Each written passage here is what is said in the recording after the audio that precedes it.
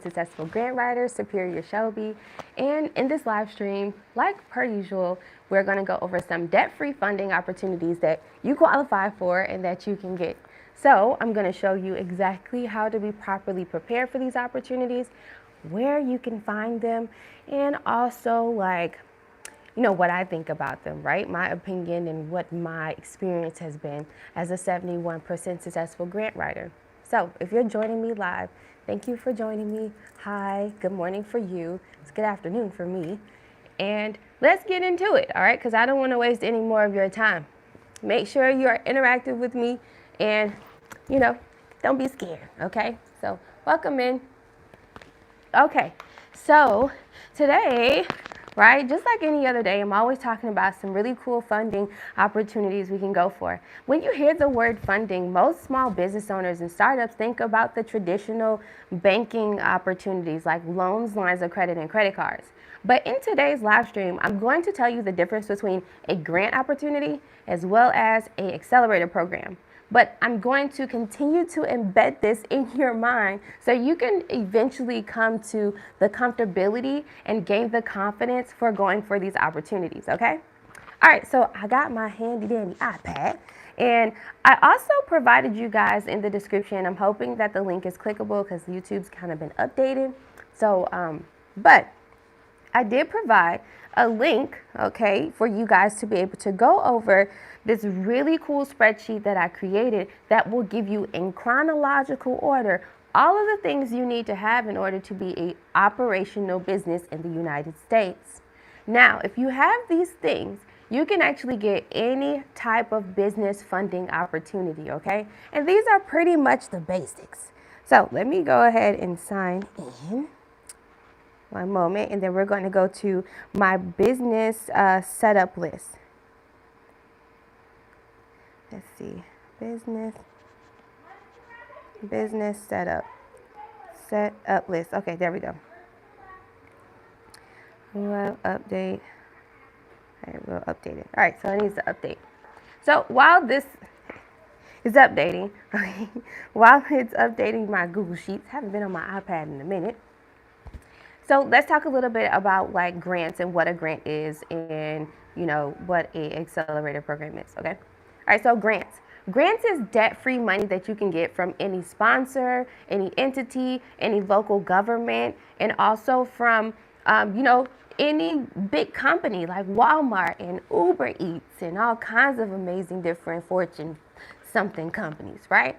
Well, they give out this money because it helps them as big businesses on their taxes. So imagine being like a big multi-billion-dollar company like Walmart.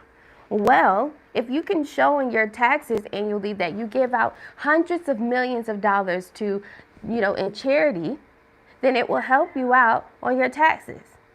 So there will always be a grant out here for you. But it's about being properly prepared and having a really good strategy to help you win. Now, in my 9 years of experience and with how I got my 71% successful grant writing rate is because of a few factors. Not only am I well versed, like I already naturally was, I guess, gifted in knowing how to write.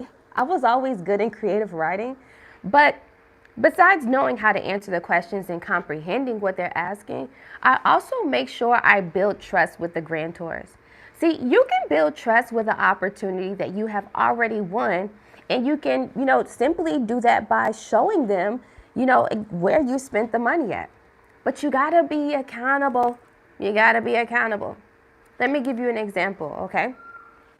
The Miami Foundation, if you guys don't know, I'm from Miami, Florida. I'm based out of Miami, but right now I'm here in Nigeria, Africa, right? I'm in Nigeria, so that way I can, I'm helping out doing some hospital softwares and stuff, some tech stuff, okay?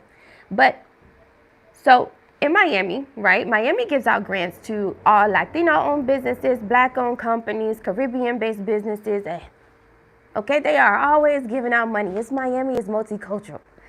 So the Miami Foundation has once given me $10,000. Well, I was able to come back to them and say, hey, I want to let y'all know that this is what I did, with the $10,000, even though they did not request it.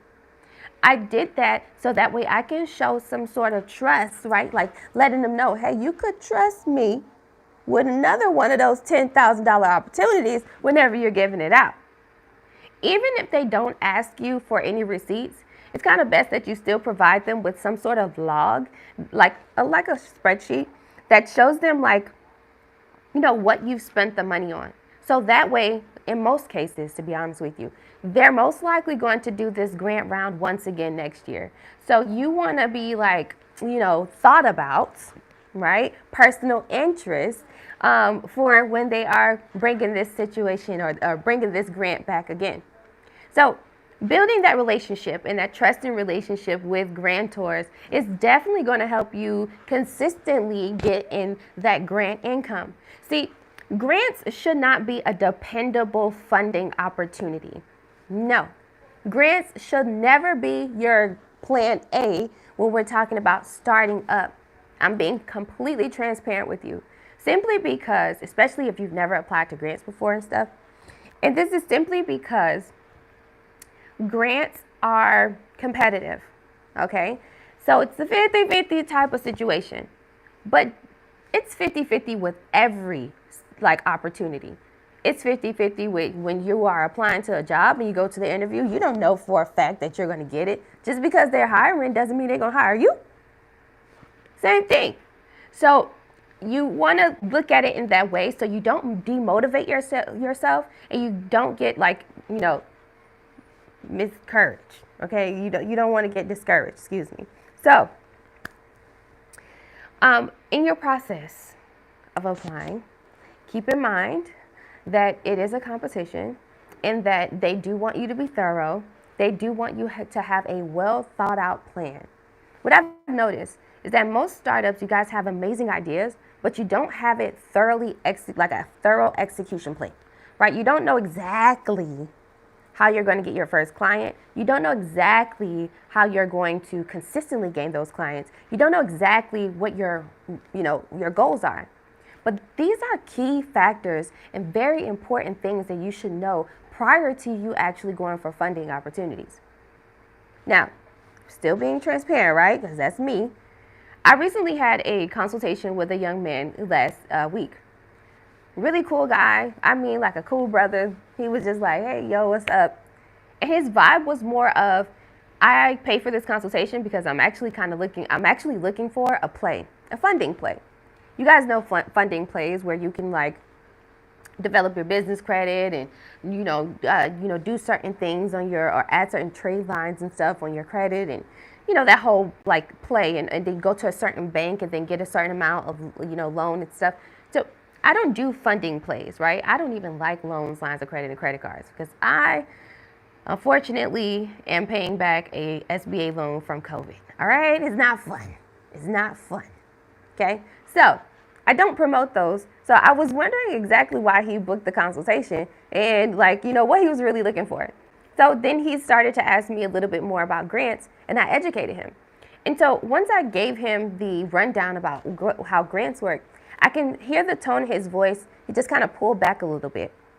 So I was like, what's going on?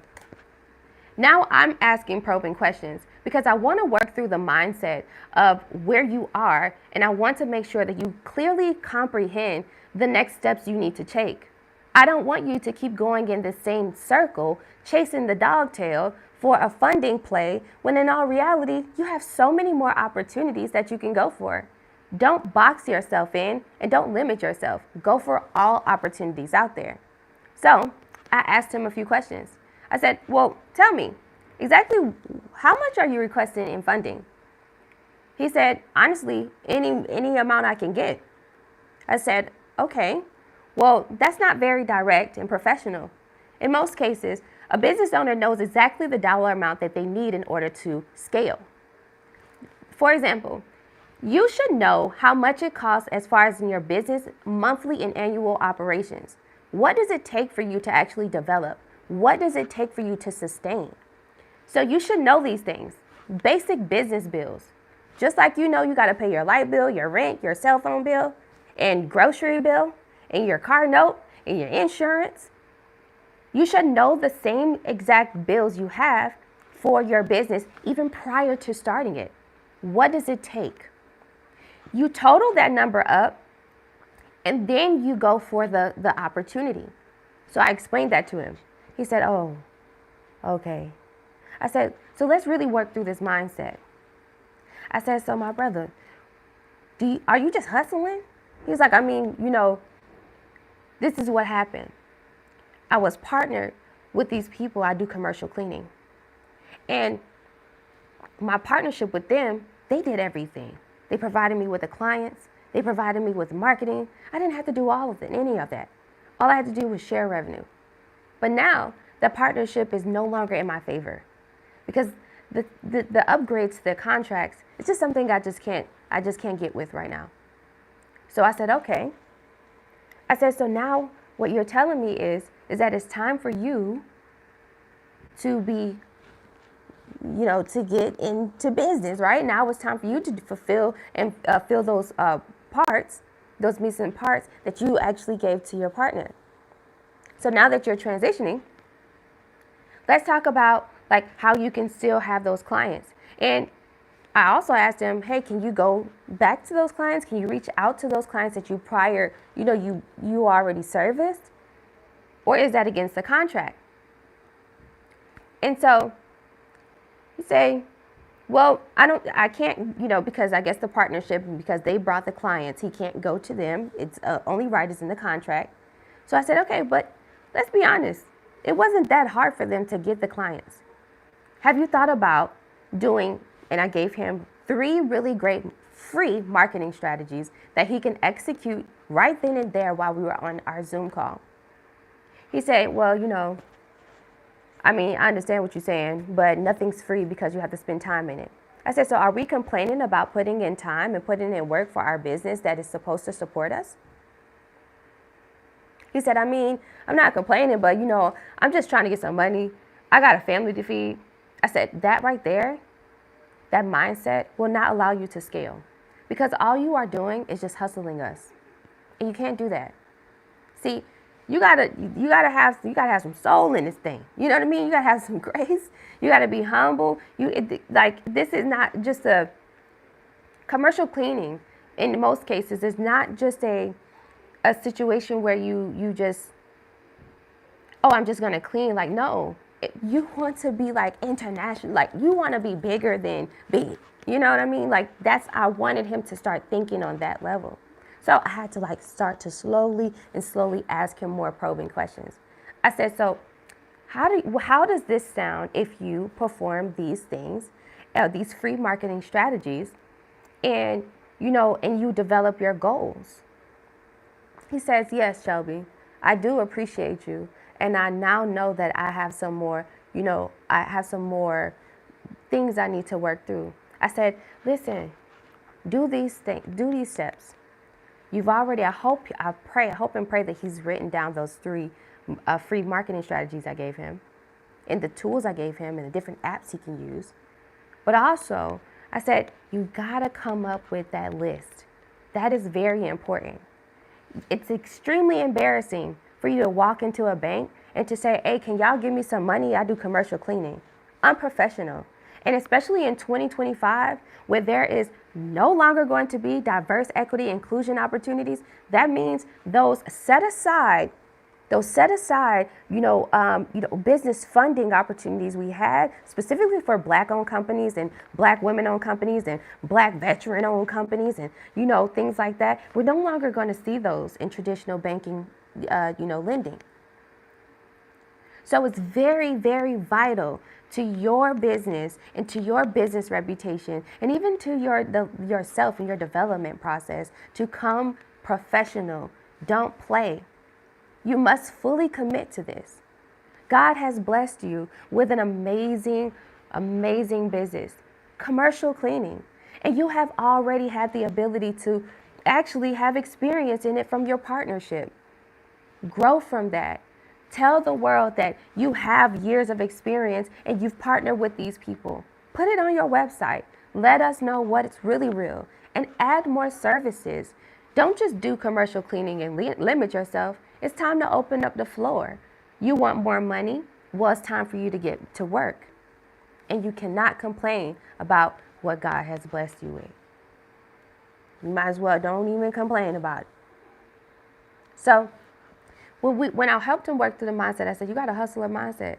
And it ain't all bad. Because I got it too. Okay? From my Miami. But when we're talking about scaling, and in this business world, the hustler mindset is only going to take you so far. It's going to help you make $10,000, but it's only going to help you make $10,000. You understand? It's going to help you make 10K monthly, but it will only help you make 10K monthly.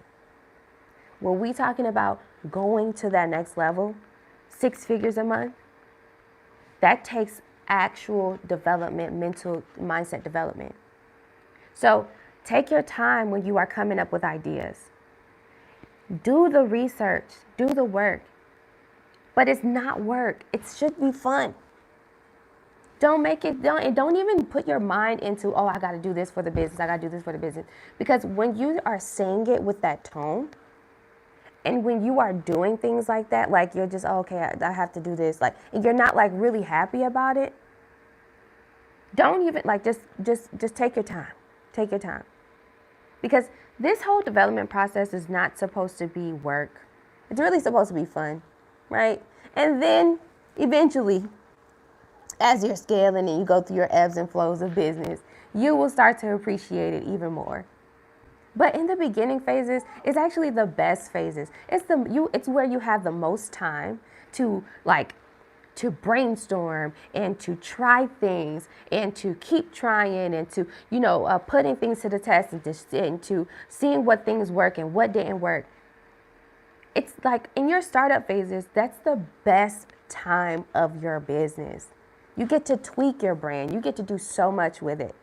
But when you become a seasoned business like myself, okay, and you got things on autopilot for a while, the transition sometimes is not as easy. Coming up with new ideas sometimes is not as easy. In this position, in most cases, you got to go with the flows of the economy. You got to pivot. You know what I mean? So I hope that my, testimony of my recent conversation with my hustler friend from last week gives you some clarity. And I hope it, if you have that hustler mindset, if you are just in business just to get money, I hope it convicts you to change your way of thinking and to think more about the problem that you're solving and to actually put quality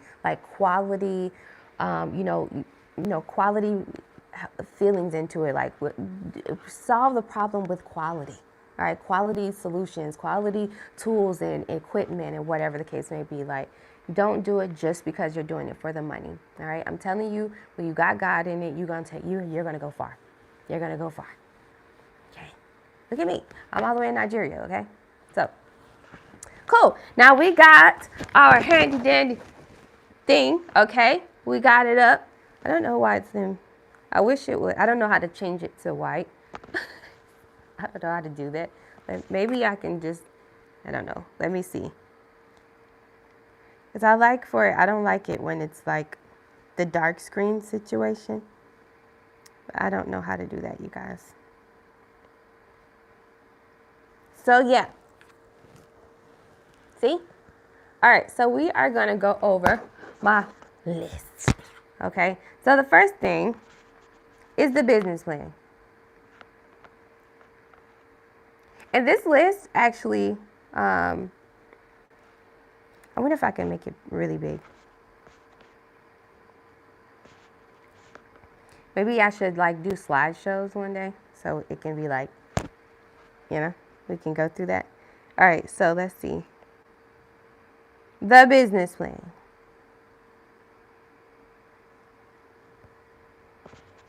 Step 1.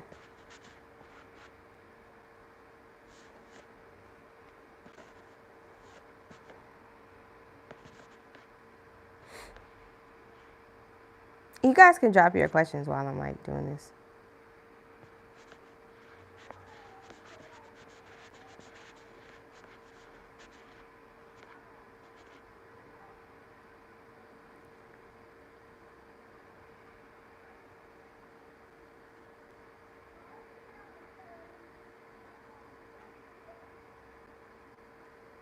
Okay. Step 1, get the business plan. I have it here for you. Oh, can you not see it? How do they do that? Look, how do they do that?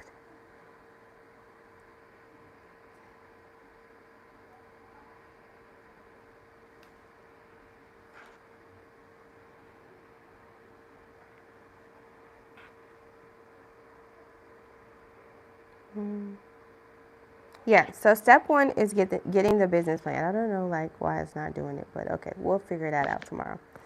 Okay, so you need a business plan, especially when you are applying to grants and you're applying to any other funding opportunities, simply because they're going to ask you certain questions like what is your mission statement? What are your strengths, weaknesses, and opportunities and threats? They're going to ask you they're going to ask you like all kinds of different questions that you can actually refer to your business plan. Oh, I see it. Okay. Is it screen, display, and brightness? Aha, found it. Thank you. I read your comment. Awesome mindset. Thanks. Yes, right now the goal for me is 10,000 monthly. After that, up onward and upward from there. Go to settings, look for background. So yeah, I know I'm in the process of updating my business plan. Yes, that's great. I've been working on my business plan for months. Thanks for covering this information. Absolutely. Absolutely. My pleasure. Okay, so now, so we could just do the night shift thing or whatever. Like okay.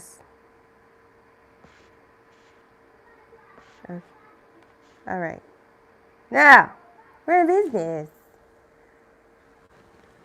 Okay, the first thing is do the business plan. I know it's probably like backwards, but do the business plan, okay? The business plan is what you need. I provided like a really cool AI tool you can use. Now, you need to have a business plan. Also, the business plan will serve as like an answer key for when you are answering those questions. So once you have that, you're good to go. Secondly, you need to have what's called a business pitch deck. Now, you are going to see a lot of lenders ask for this particular presentation.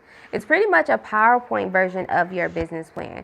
And you would put all of the main key factors inside of this pitch deck. So, key factors would be so your first slide will be like, your introduction. The second slide will be like about your service or product in the company. And then your next slide might be what the problem is. The next slide after that might be the solution to the problem. And then the slide after that might be like, your risk analysis, if you will.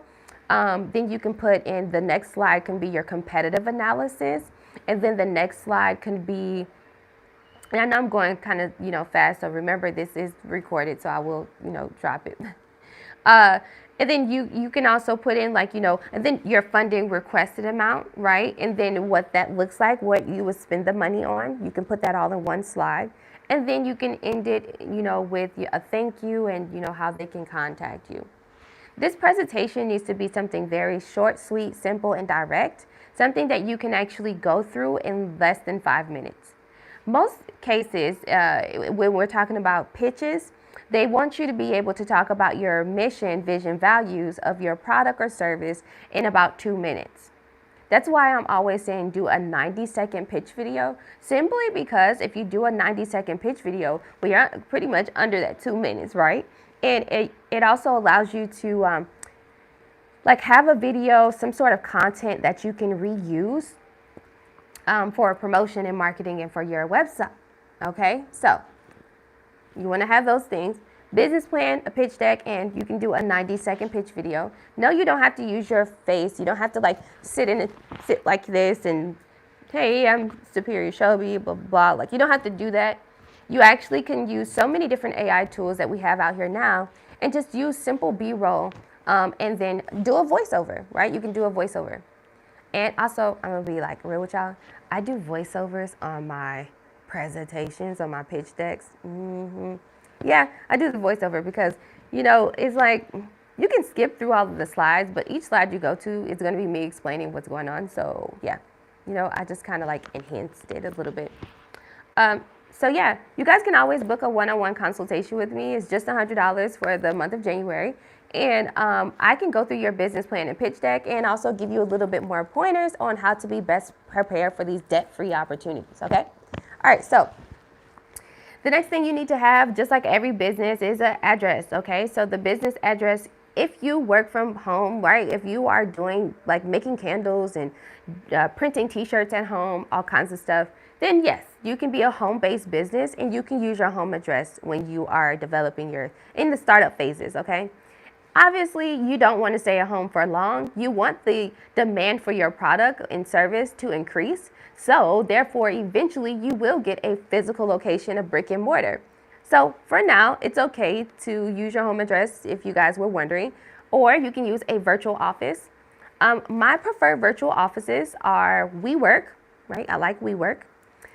Alliance Virtual Office, aka AVO, and Regis. Okay. What I love about Regis is that Regis gives you a leasing agreement. So if you are going for any certifications like Minority Business Enterprise certification, Women-Owned Small Business certification, Veteran-Owned Business certification, then you know that they most likely want you to have like a physical location they can come to and meet with you. And so that's like within the first like sorry guys in advance, I'm here in Nigeria, so sometimes my data is in and out.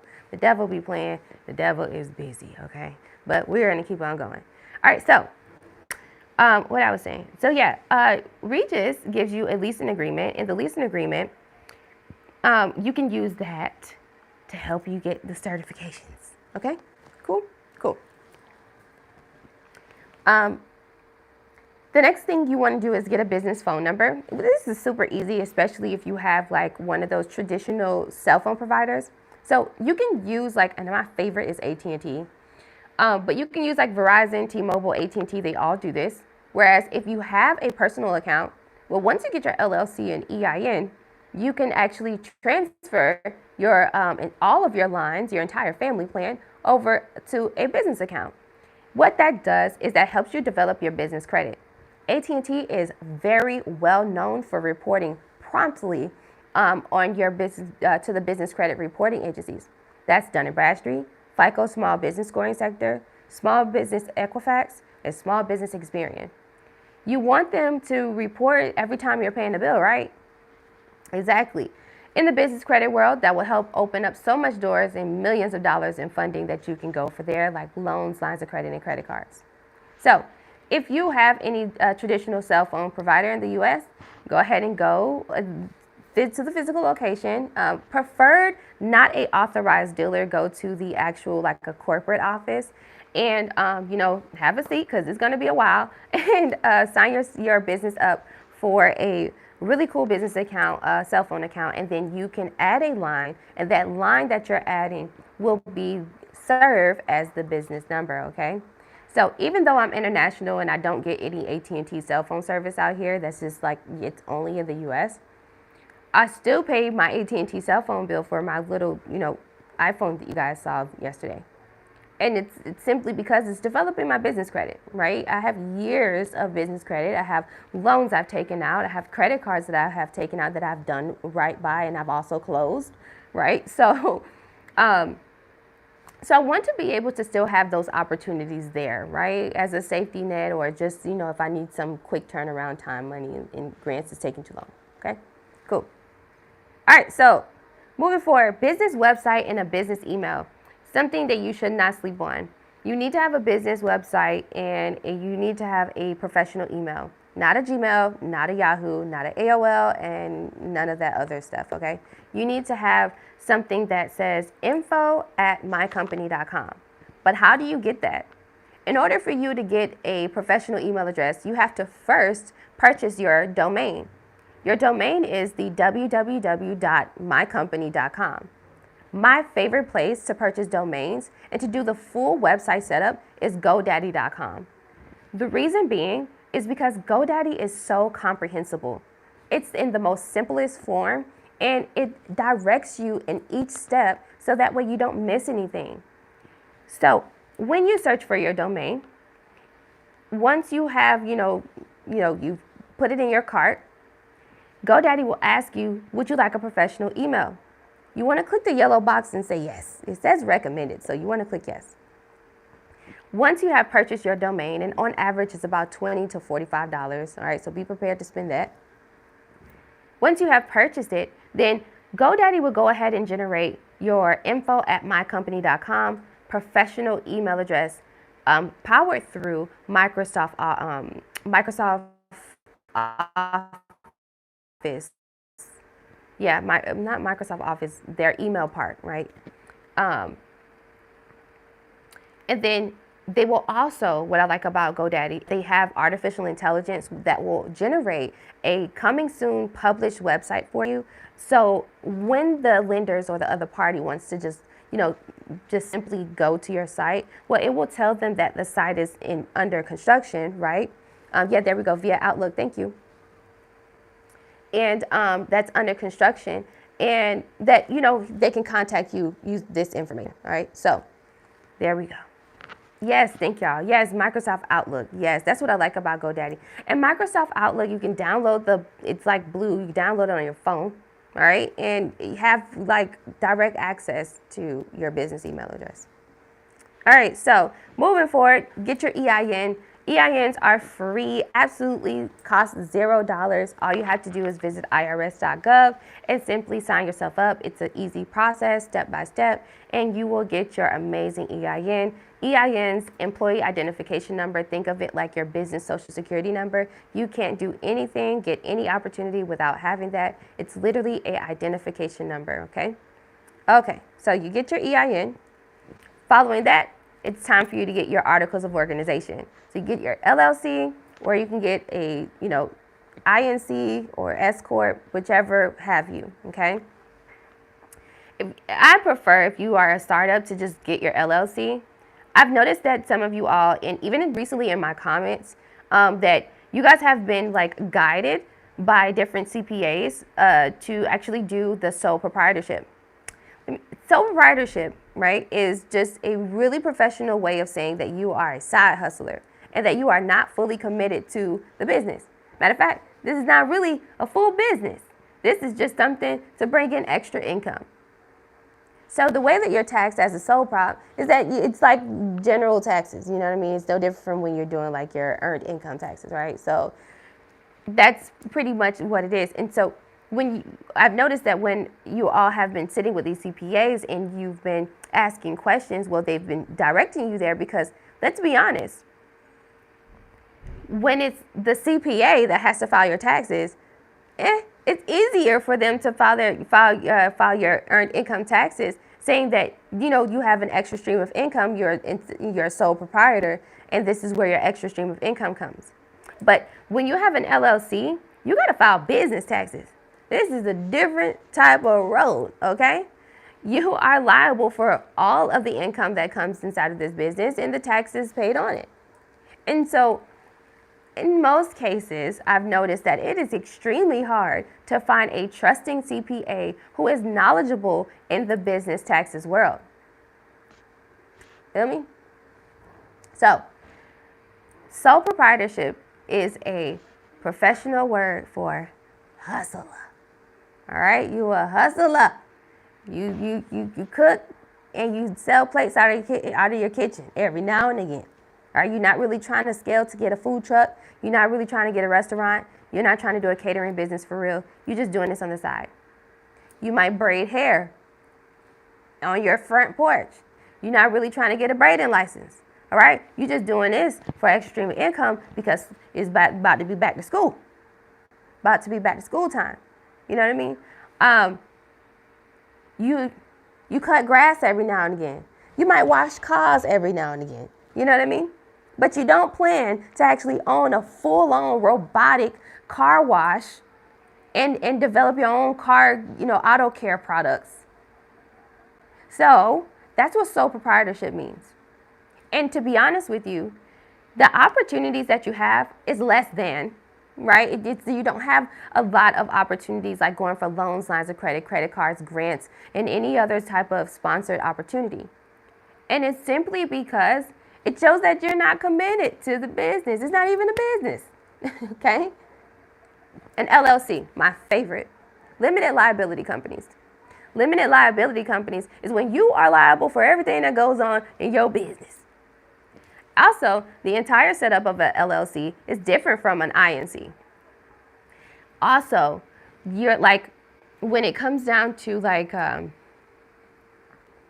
opportunities, right? By developing from sole proprietorship to the LLC, you will see that you can not only get business bank accounts, but you can also get business funding opportunities. Having an LLC shows commitment. It shows that you are actually committed to the business. You're committed to the life of the business. You're committed to the mission of the business. You're committed. And you wanna be an upstanding entrepreneur, man. You don't want to go in there just, asking for a handout, and that just look crazy. Okay? You're an entrepreneur. You got to be upstanding. And doing the LLC will really help you show professionalism and that you're serious about what you're doing. The setup of it is different. It's like if you're international, right, or if you're in a different state, you can have what's called a registered agent. I'm not really into the registered agent thing simply because I'm a U.S. citizen. In most cases, I see that international business owners, so like I'm here in Nigeria, right? So I could be, and I'm open to being, Jesus. I'm putting that out there, Jesus. Okay, Jesus, send me the governor, somebody around here. Okay, but I'm open to being a registered agent for an international founder, right? An international business. So all these amazing tech businesses over here in Africa, I can be their registered agent so that way they can actually open up a LLC and based out of Florida. I will be their Florida registered agent. Okay? But in most cases, you can be your own registered agent. All right? You live in that, you live there. All right? If you live in that state, that's your city. You your own registered agent. You your own member. Okay? That's just how it is. Limited liability companies are like mainly memberships. So it's set up like you have registered agent, right? That's just somebody who that's just somebody who can just sign for you. All right. It's kind of like having think of it like having a chaperone. It's like having a chaperone in the life of your business. Be your own chaperone. Think of it like that. But no, besides that, the way it's set up is like membership, right? So you would be what's called a authorized member of your LLC. Okay? And then everybody else, you'll have managing member, and then you'll have members, right? So that's kind of how that's set up. In the corporation side, INC, Inc., Monsters, Inc. Oh, I want to watch that movie today. Right? Like, in corporations, my people, if you come with some money to play, we talking like high 6 figures, 7 figures investing off the gate. Yes, go for the INC. The reason why I say that is because you're most likely already you're going to go really fast, right? INCs are incorporations. It's set up differently. You are taxed off of the share that you own of this company. INCs are corporations, right? That their setup is that's when you have the cute names, right? You have the president and the vice president and the CEO and the COO and the CFO and the CMO, right? You have all of these bodies of people that own a share of this company, and they're all putting in work to make sure that they're getting the cash flowing. Okay? So the LLCs is a membership. When you have a partnership, like say you're doing business with your wife or husband or your family member or your friend, your childhood friend, right? Well, guess what? That is a partnership. And so you guys will be authorized members. But in the corporation world, it will be president, CEO. Okay, it would be president, vice president, CEO, COO, right? Every position is different. You must know the acronyms of them, right? President, founder, president, vice president, CEO, which is chief executive officer. So you are executive. That means you are over every department.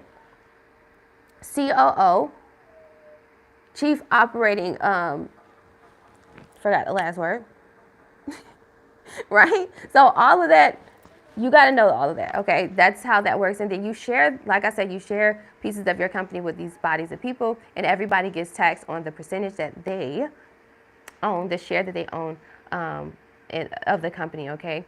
The profits they receive from the shares that they own. So that's how that works. Now, when would I advise that you actually upgrade from LLC to, there you go, officer, thank you. Look, I be having brain farts, okay? I'm sorry, you guys, I'm fasting. This is day 2 of my 3-day fast. Jesus be with me.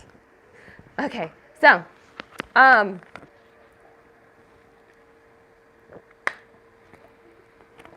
will upgrade to an INC from an LLC when I hit like a certain income goal. Like when I'm touching 7 figures, high 6 figures, 7 figures, like right at $1 million, like really close, right?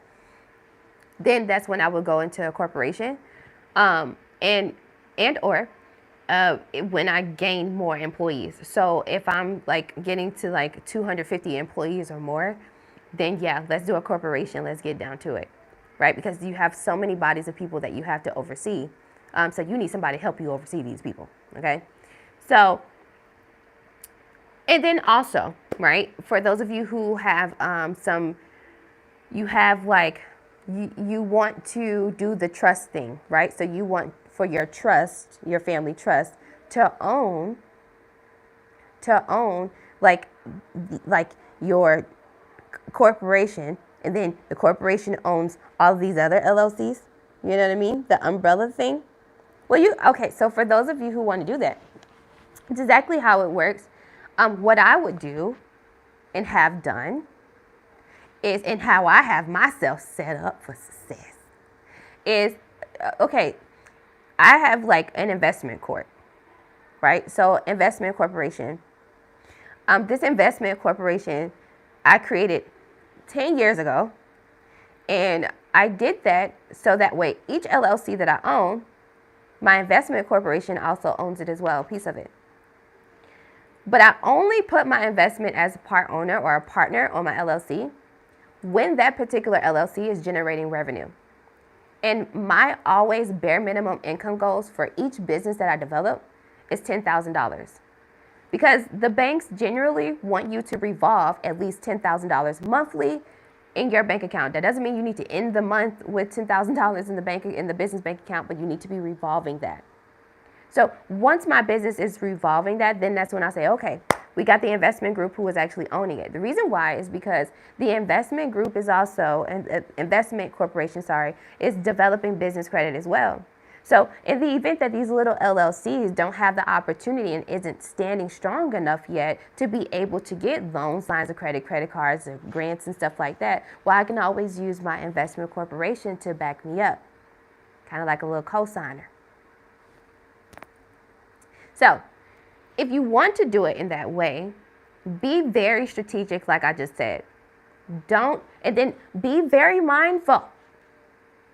Be very mindful that each articles of organization that you gain, you must pay annual fees for. Yes. So even though you have a ton of amazing ideas, all right, you have tons of amazing ideas,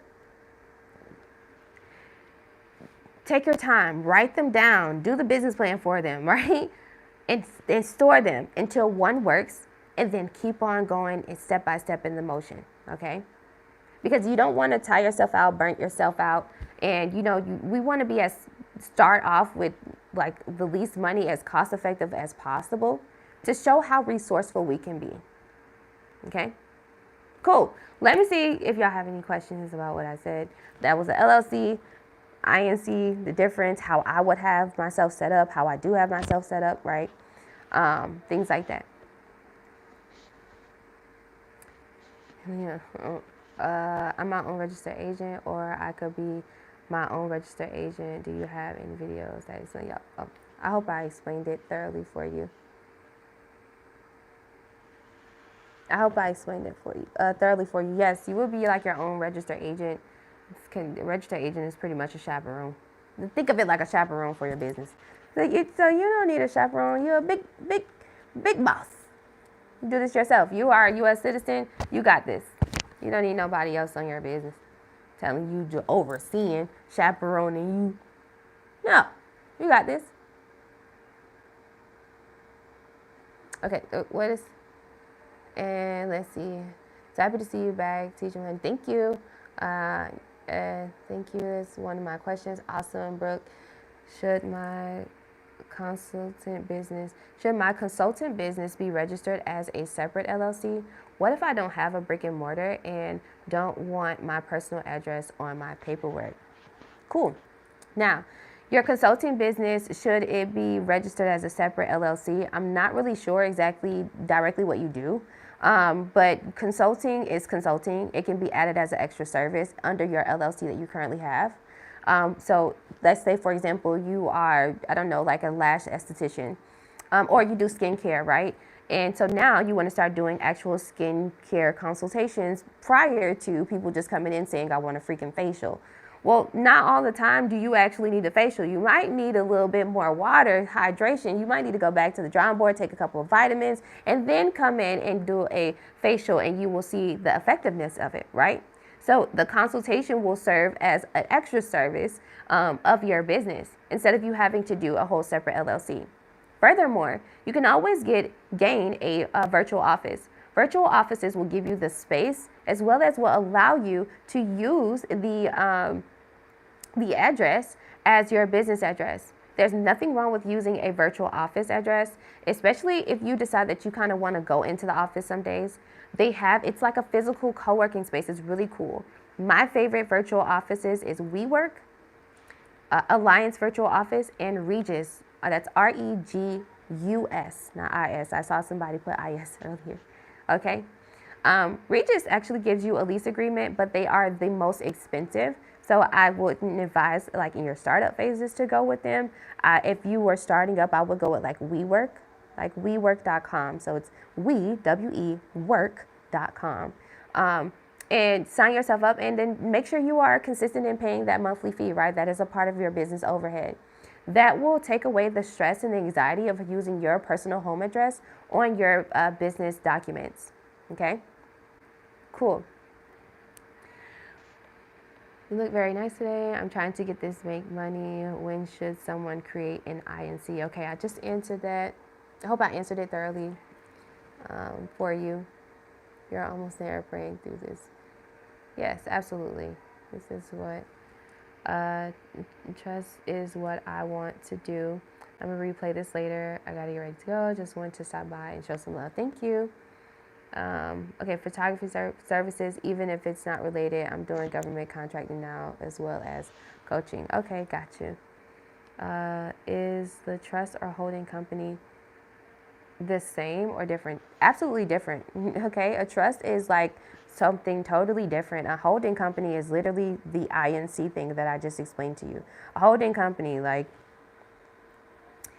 a investment corporation, right? That's no different. That I have mine is an investment corporation. That's how I look at it and I think about it, because literally that holding company is investing in all of the businesses. Clark Investments, which is me and my family, that's why I created 10 years ago, that has a bank account that my family donates to, right? I had to update them on the information too, but they donate to and stuff. So just in case, like one of the kids or somebody want to come up with a great business idea, and then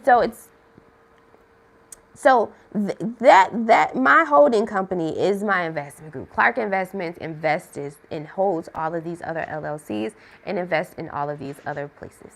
Okay, so that's just how it's set up. So that's the holding company. It's no different from saying investment corporation. Okay, it's no different, and it's actually quite more professional, and it looks really nice when you can say, oh, we're backed by investment corp. Instead of saying, oh, we are owned by a holding company. Holding? Mm-mm. We are partners with Clark Investment Group, Clark Investment Company. They have invested $100,000 into our business on an annual basis. And so we give them 7.3% in return on equity. And you pay that back to the invest. Like, you make sure you have receipts. And this is a totally different accounting conversation. This conversation needs to be on Zoom. Like, when we get deeper into that, just book a one-on-one consultation with me, okay? Cool, because this is a lot of free game. All right, so let's get down to it. Everything else I have on the list is pretty much like developing your business credit. Like, you know, you can do the BOY submission. It's optional if you want to, but you don't have to. Then you can do the Google My Business setup, right? The profile, so people can Google you and find you.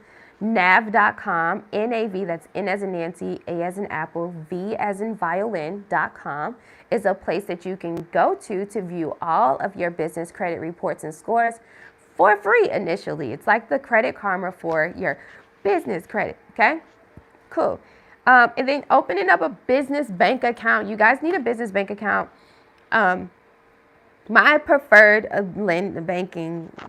bankers is JP Morgan Chase, all right? And I say their full name, JP Morgan Chase, okay? I absolutely love them. The reason why is because they are so hot in investing. Like, they invest in so many businesses, and you know, minority-owned companies too. All right, the love is there, security's there. Don't have any issues. And never had any issues. So yeah, I like JP Morgan Chase. You guys can go with whoever, any credit union you want to go to. Just to remember, credit unions, you guys are a union. You guys are members. So all of the members, the money that you put in there, you guys are all sharing that pot, all right? It's like a melting pot for all of the members and all of you guys' money that's in there, okay? So you guys are sharing that. So the thing about that, keep in mind that if that credit union is a small credit union, and if you are in a small town, right? It's a very small town, let's say like Cairo, Georgia, or like Thomasville, Georgia, right? I got family out there, so that's how I know about these little country towns.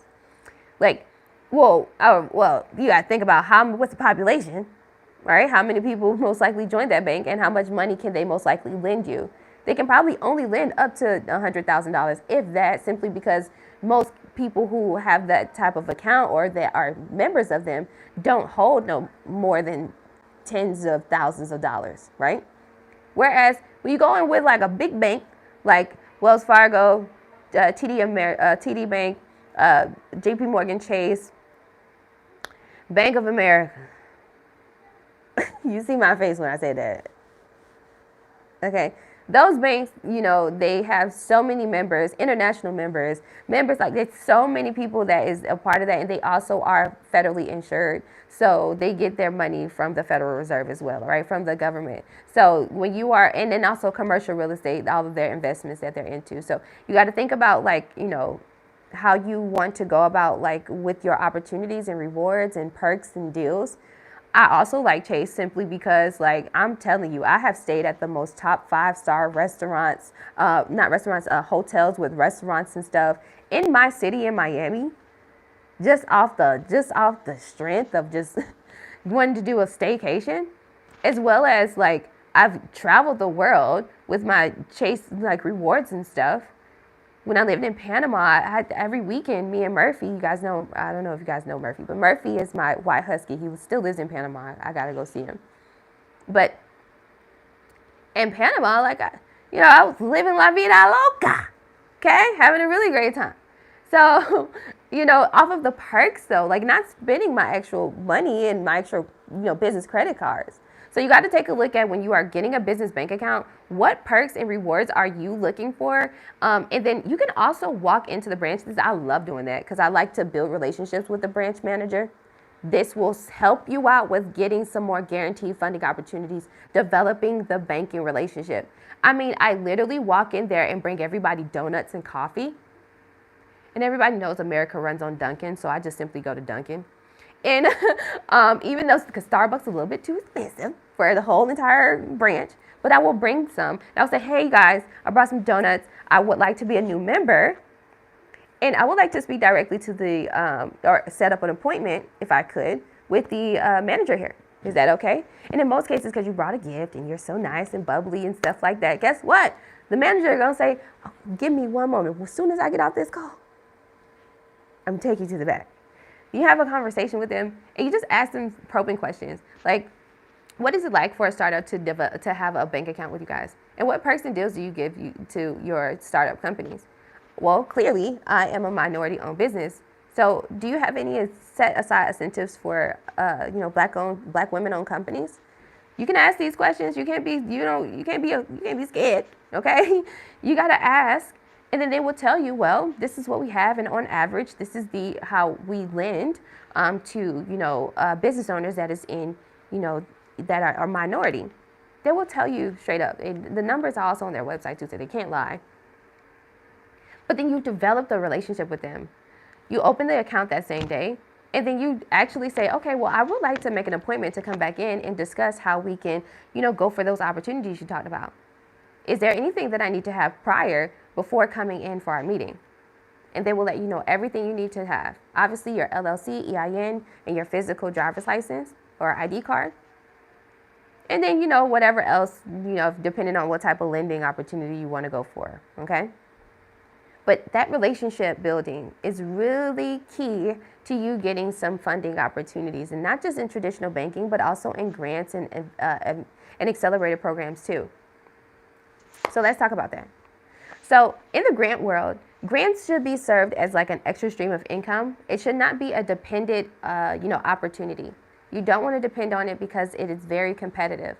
There's so many different ways that you can actually win a grant. You can win a grant through like a random raffle, right? A random raffle drawing. You can win a grant through a first come, first serve basis type of thing.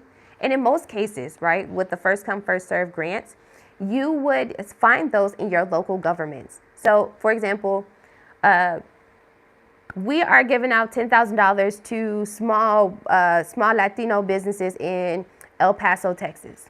We are giving out $10,000 to small black businesses in Miami, Florida. We are, you know what I mean? So, and that will come directly from your cities or city, states, or towns, small business development center. You can also search for those through like the SBA and also through grants.gov. Okay. Don't sleep on Facebook groups too. I personally am a part of Miami entrepreneur groups because they on Facebook, even though I'm like kind of low key like boycotting Meta right now, but the groups, right? Let's stay focused. The groups are really cool because they list some different events and different opportunities that you can physically go to and get some more information about and simply like go for it right then and there. So the local opportunities that come from your local governments, locally funded, to support small businesses in your areas, those are more of the first come, first serve opportunities. A lot of the times they're not really competitions, or unless they state that, hey, this is a pitch competition. Which brings me to the third way you can actually win a grant, which is a pitch competition. So think of it like Shark Tank, with, Damon John and Mark Cuban, and you guys are like, you're standing in front of them, and then, or a panel of judges or an audience, or sometimes you're even not even in front of people, you're just simply on a Zoom. And then you're talking about your product or service, right? You're pitching, literally. What is your product or service? Why should we care? What's the problem? How are you solving it? How much money do you need? And how will this opportunity be impactful to you? All right. So those are like and then the last way you can win a grant is through like an actual judgment. So this is where I call it like judgment grants, right? But this is where they are looking for certain types of answers, thorough, polished, professional answers, heartfelt answers that show adversity and show perseverance. So how would you use this $10,000? Well, so in most cases, people will answer it, literally go to their business plan and copy and paste their entire like business bill, like what the business overhead would be like. It's not what you want to do. Okay, you don't want to scare them off. You want to thoroughly explain what you would do in the now with this $10,000 that will be impactful to your business. So $10,000, I can take, my business is a senior care facility, right? And so with this $10,000, we can go ahead and, go to like a local Bell's outlet. We can buy all new bed sheets, new socks, underclothes, so like t-shirts and stuff, underwears for our residents. Furthermore, we'll be able to bring in, Olive Garden. Y'all know older folks love. I love Olive Garden too. Okay, but Olive Garden, we'll be able to cater Olive Garden, making them really have a great time and having a sense that our company really does care for them. See, doing that and spending the $10,000 now will allow us to continue to gain trust with our residents and their children, which will develop our brand. So when their other family members are getting older, they will be confident that they can come to our facility and have the top quality care in their transition in life, right? In their days, okay? So that's kind of like how you want to answer that question. You don't want to really so much give them like a whole list of your business bills because you don't want to scare them away, okay? All right, so, but that's a judging type of grant, and they are literally looking at each answer, and so you need to be very thorough. But how are you going to know like what they're asking for? You can always use ChatGPT. Yes, it's not illegal, you guys, okay? You can use artificial intelligence to definitely help you with answering these questions, comprehending the question, as well as rearranging your answer so it can be more polished and professional as well. Yes, you can use AI to help you. Not every business owner is well versed and is really well at writing, so that's understood. But in most cases, those business owners actually hire folks like me as grant writers, so that way we can do all of that hard work for you. All right, so we have that. So in any opportunity, whether it's grants or accelerator programs, if you dive deeper into the terms and conditions or the FAQs, frequently asked questions of that opportunity on their website, you will have all the answers to your natural questions that you might have. When is the deadline for this grant? When are they going to let me know if I'm approved? Like, when should I know that? And how are they going to communicate that to me? Do I need a business bank account in order for them to fund me? And I'm telling you right now, yes. They will not put the money in your personal account. You have to have a business bank account that matches the name on the application, all right? The business name on the application. And then, what else? All of those questions. Oh, so what are they looking for, right? So eligibility requirements will be in there too. But then there's also a place in the fine print that has what's called like a judging criteria. All right. So if you read the judging criteria, you will know exactly how to answer these questions and exactly what they're looking for. Okay. So that's like the grant side. And accelerator programs are really cool. See, with grants, they will give you the money. They're going to say, all right, you won. We believe you. We believe in you. We're going to give you the money. Okay. So we're going to give you the money and just go ahead and do your thing. Okay. Whereas accelerator programs, which I love for startups, accelerator programs are actually going to give you tailored support. All right, concierge, they call it concierge support. It's really cool. Imagine being able to get a $100,000 investor who might want a little piece of equity in your company, in most cases 7%, but it's okay. That's really cool. I'll help you work through that mindset. But imagine having an investor, right? That will give you money, $100,000, and they will also give you tailored support. They'll give you like 6 weeks, 8 weeks, 12 weeks mentorship with a top industry alumni of your industry.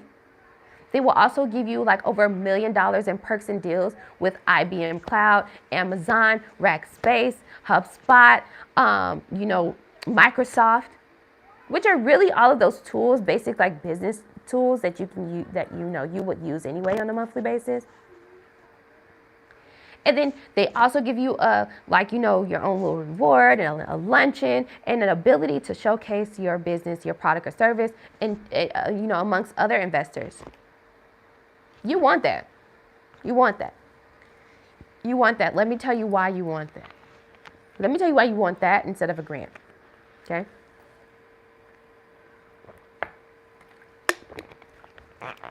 Most people don't want to get an investor because they don't want to be held accountable for the way that they the way that they have their relationship with money, the way that they spend money, the way that they operate, because they know that once you get an investor that you have to pay this you have to, it's not paying them back. It's like you guys are partnered. You know what I mean? So whatever the agreement is, or for that term, or whatever the case may be, like, you know for a fact that you have to start generating revenue so they can get a return on their investment.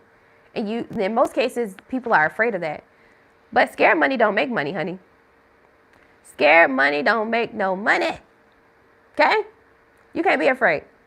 And imagine having a actual investor, or like an investor that's partner with you that owns a percentage of your company, right? That you can always go to for when you need funding. Instead of stressing yourself out and trying to like always go to the bank and you have to walk in the bank and do this and you're applying to so many grants, well, you can have an investor on your company with you. And so when you go through the $100,000 and that $100,000 has helped you reach to $500,000 on an annual basis, then you can go double back and say, see what the 100K did? Let me get some more. Let me see let me get a little bit more. We're going to double this thing if you give me another 100K. It's a more tailored support. So don't be afraid to get an investor at all. It's actually a really cool thing, and it helps you broadcast your business. Because guess what? The investors most likely don't want to they're not going to waste their time and their money, right? So they're going to also help you with, like, in some cases, not most cases, but in some cases, they will help you with marketing your business and putting yourself in that room so you can gain more customers and high ticket customers. So you should not be afraid to do investment accelerator programs or investment capital opportunities. Quicker turnaround time, more support, and it also helps build that business character that I know that, like, it helps you be stronger, because you have to be militant on the way that you spend your money in the business. You can't just, get an invoice paid and now you paying your light bill. Next invoice, you paying your car note. Next invoice, you paying your rent. Next invoice, like, you can't do that. That's not fair to your business. So I understand if you all might be a little bit skeptical about getting an investor because of the accountability part. But hey, you're an adult and you're in the business world, and it's lions, tigers, and bears. And so the ones who can be upstanding and that are, serious about getting things done, they will take an opportunity from anywhere. They will not limit themselves. And once you have the opportunity, you know exactly what you would do with this money to be able to multiply.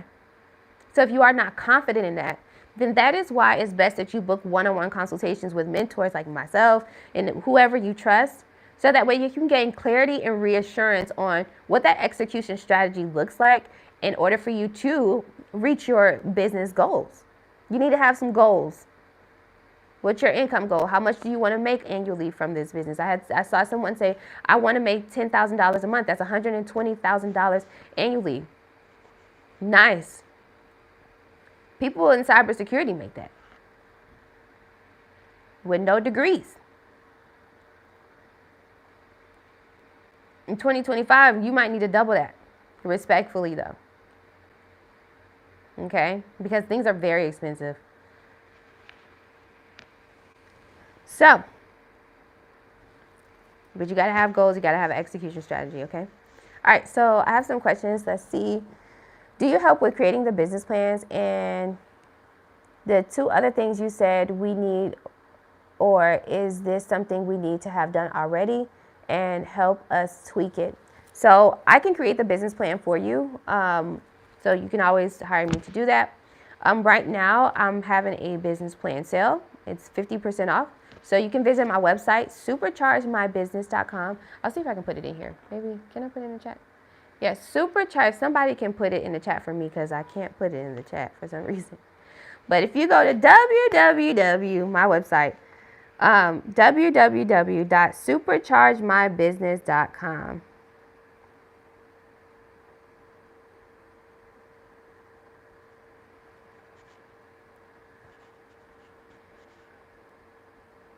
charge. I'm going to bring it up so you can see it. So if you go to my website and you tap on Get My Business Plan, charge my business.com. Go.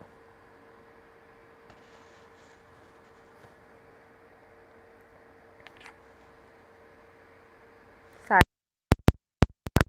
When it comes up, then you'll scroll and you'll just go to like get the business plan. I have a promo code, so you might want to write this down in order for you to get 50% off. And the promo code is Plan 2025, all together in all caps. Plan 2025, all right? So if somebody in the chat can write that for us, those instructions, because unfortunately I can't, some reason why I can't put it in there. So you can visit superchargemybusiness.com. This is my website. You know, I got some really cool people on there, right? You scroll up, you see business plan development. You can click that. You can book a one-on-one consultation with me. All right, you can click that, and then grant writing. But right now the grant writing is under construction. All right, so the only thing that I'm offering on my website is the business plan and one-on-one consultations. Now, if you want me to write grants for you, I currently have a grant writing subscription. I no longer do one-offs. So you have to commit to my grant writing subscription for at least 2 months. It starts at $150 a month and it goes up to $599 a month. Obviously, the more you pay, the more grants I'm applying to, the more we are in contact. You actually get my personalized WhatsApp number, so that way we can stay in contact. Okay, and that's actually my most high demand service.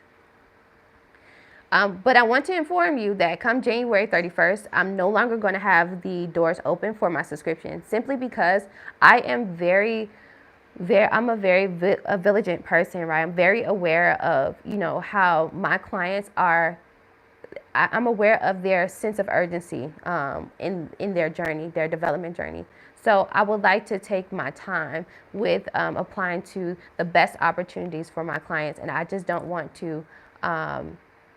I just don't want to, have too many clients and more than I can bear type of thing, right? I want everybody to have my undivided attention and my team's attention too. So I'm going to close my subscription on January 31st, but I will still, obviously, I'm still going to be showing up on YouTube and stuff. And you can always book one-on-one consultations with me. And then what I'm going to offer is that you can, in the consultations, you can bring up a grant that you are in the middle of applying to, and I'll help you with applying to that grant.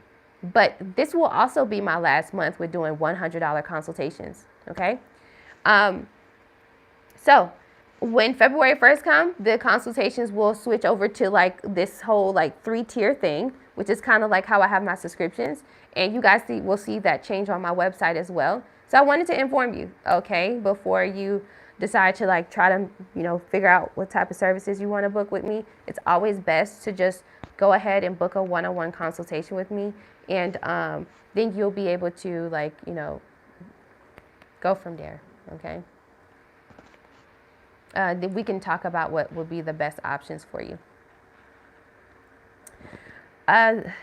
Do you help with business plans in the consultations? Yeah, I do. So if you already have a business plan and you simply want me to help you with, or not help you, but you want me to like give you feedback, then yeah, I'll give you feedback. I'll tell you if your business plan sucks. And if it does, I will tell you like what you need to add to it and things like that. But I won't do it with you. I won't do it for you at all, unless you pay me to do it for you. How much does a grant writer cost in general? On average, $1,000. The average grant writer costs about $1,000. I make my prices extremely affordable because I am appealing more to startups and small business owners, and specifically a lot of minority-owned companies, even though I accept all people, right? No matter what race, gender, ethnic group, or sexuality you are, right? I accept all business owners. But in most cases, I know my audience. I know that, we're all minorities. Most of us are minorities here, even if you're Latino, if you come from, a different country, like here in Africa. So I know my audience. So because I know my audience very well, I just pretty much, I keep my prices at a very affordable price. But in most cases, an average grant writer will cost you about $1,000 per grant, and that's or they would charge you per hour. All right, depending on how long it takes them to apply to that opportunity. Okay.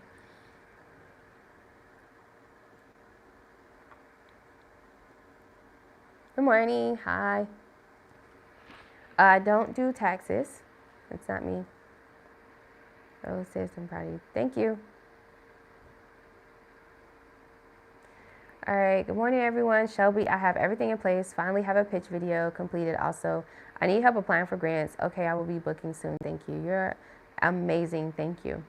All right. So we have went over a lot today in this really cool, live stream. I hope you guys found it informative, and you guys asked some really, really great questions. I really do appreciate you for joining me and spending your time with me and asking me some amazing questions. Book a one-on-one consultation with me. Visit superchargemybusiness.com. That's superchargemybusiness.com. And book a call. It's $100. Super worth it. 45-minute recorded Zoom. And whatever questions you have in your development process about grants, how to get funding, what your business plan should look like, whatever business development questions you have, ask them. And just at least ask a few, and then allow me to get an understanding of where your mindset is, so that way I can reciprocate that energy, and I can also, ask probing questions too, to try to get your mind on the right track. You got to help me help you, okay?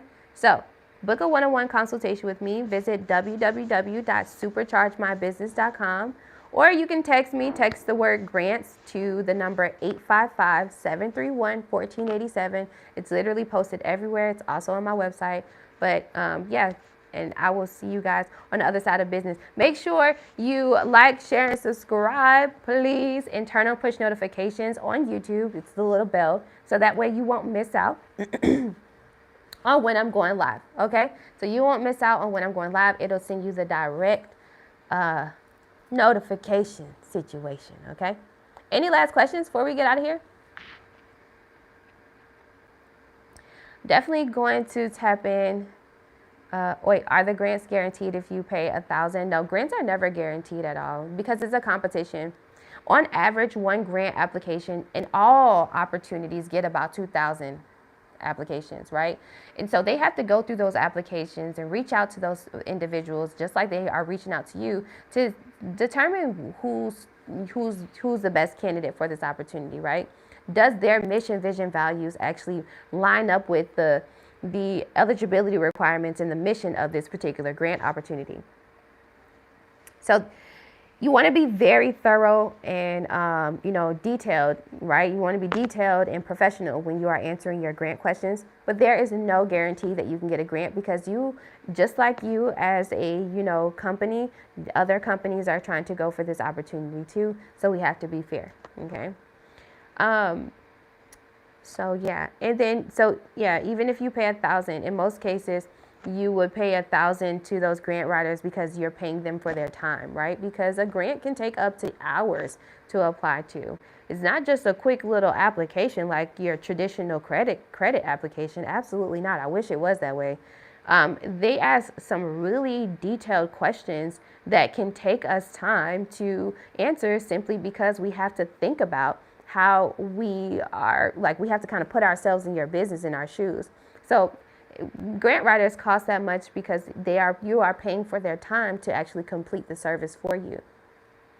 But I always advise that you guys apply to a grant yourself. Do it yourself first, so that way you can see and you can appreciate the grant writer, okay? I'm telling you this. Do the grants yourself. So that way, start doing grants yourself. And when you get in the midst of it, you like, girl, girl, this thing different, ain't it? Oh, I thought it was easy. Yeah, and then you will appreciate that time and energy that grant writers put into answering these questions and to help you get debt-free money that you don't have to pay back. You'll see value in it, but you won't see value in it in the beginning. Paying $1,000, you're gonna be like, okay, I'm paying $1,000. Well, I ain't getting a guaranteed grant. Like, what's up? Oh, okay, sit down and apply to a grant application then, and then come back to me. Sit down and apply to the American Seed Fund $2 million grant. Oh, okay. Yeah, humble yourself. Like, that's literally how it is, for real. And you'll understand that, but I'm happy that you asked that question. All right, please post your page. Absolutely, I'm definitely tapping in with you on the grant subscription. Right now, I'm in the middle of getting my business taxes and trust me, it ain't cheap. Absolutely not. Business taxes are not cheap at all. I remember one year I paid over $60,000 in taxes. So yeah, I don't get a refund. I haven't gotten a refund in a decade or so. So shout out to y'all. I don't have children, so yeah, yep. So I pay in taxes. I pay my taxes. That's me. Do they have grants for trucking? Yeah, but you don't want to limit yourself, right? I always get that question. Do they have grants for my business industry? Do they have grants for this? Do they have grants for that? Yeah, they will always have a grant for your business industry, but don't limit yourself. You're only limiting yourself to searching for grants in the trucking world, whereas you need to focus on searching for grants that aligns with your mission. What is the mission of your business, of your trucking business? How far do you want to take it, right? And things like that. And then you find the grant that matches up with that. So you might find a grant that's like, oh, okay, we want to give out $45,000 to a small business located in Oakland, California, that wants to do on-the-job training and certifications and hire more people, right? Well, if that aligns with your vision, if that's literally what you want to do, you want to get some grant money so you can hire some more people and get some more trucks on the road. Well, it sounds to me you guys are in alignment.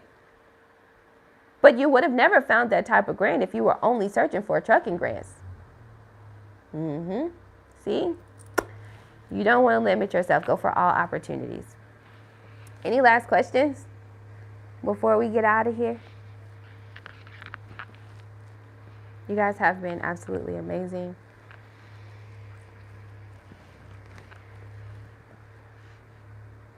I want to take the time out to say thank you so much, Jesus, for bringing all of these amazing people.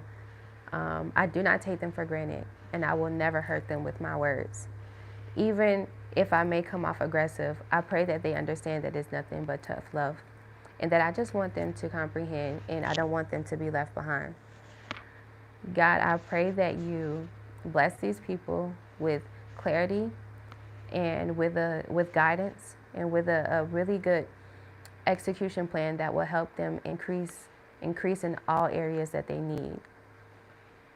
I also want to take the time out to pray for the victims out there in California, and also the ones across the nation in those dreadful winters.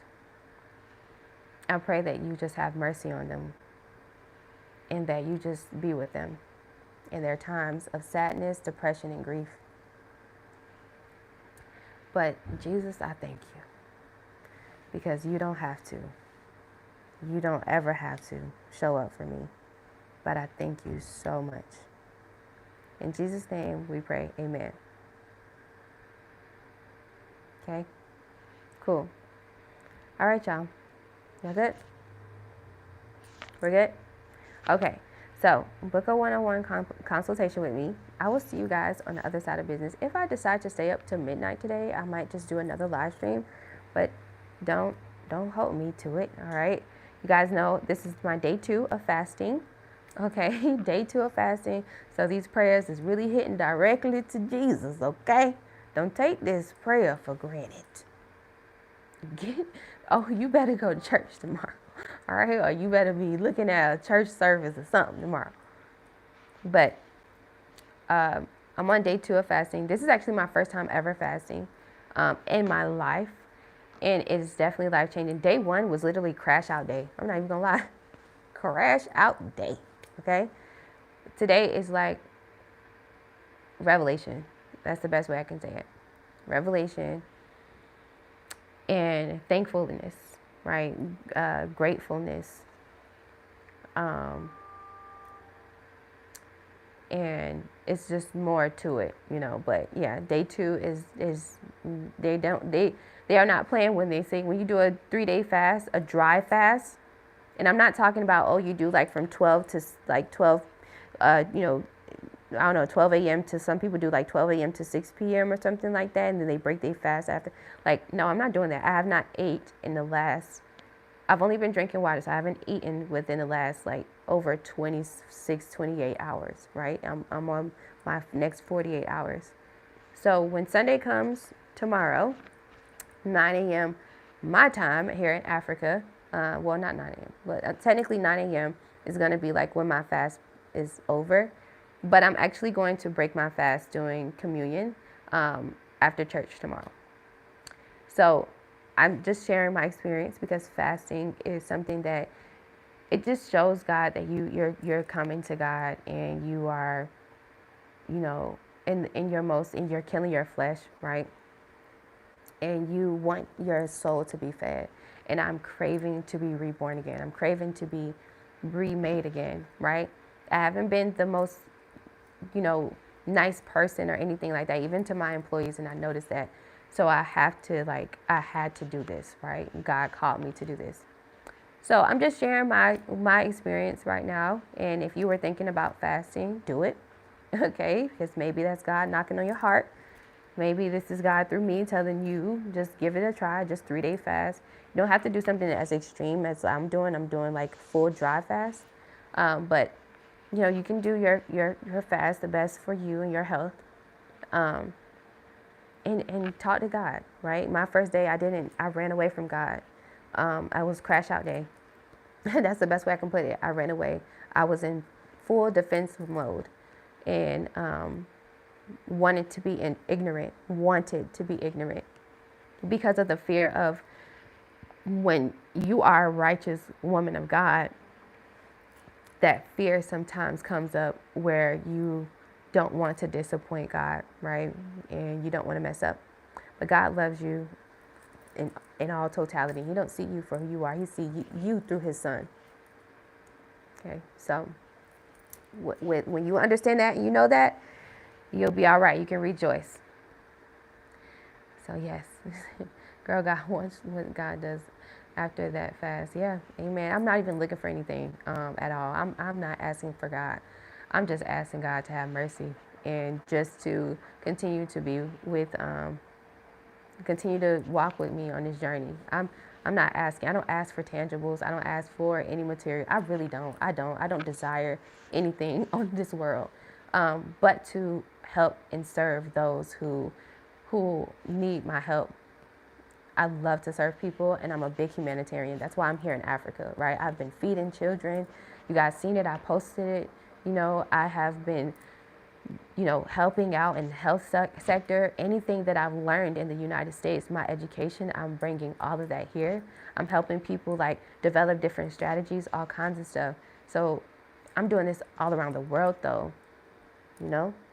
So God is working on me just like he's working on you, but we in this pot together, okay? We in this pot together. I love y'all. Amen. Yes. Yes. Yes. God is using you right now. Absolutely. And I got some testimonies, okay? Living in Miami, Sin City, okay? I can't wait to drop that on my personal channel. Like the things I went through. Yes. But thank you so much for joining me. You didn't have to, but you did. And I will see you guys, if not later to this evening, which will be 6 p.m. Eastern time for you. If I don't have like the strength to do it, then you will see me Monday morning, same time at 8 a.m. Eastern time. Okay? Peace and blessings, and enjoy the rest of your weekend. Bye.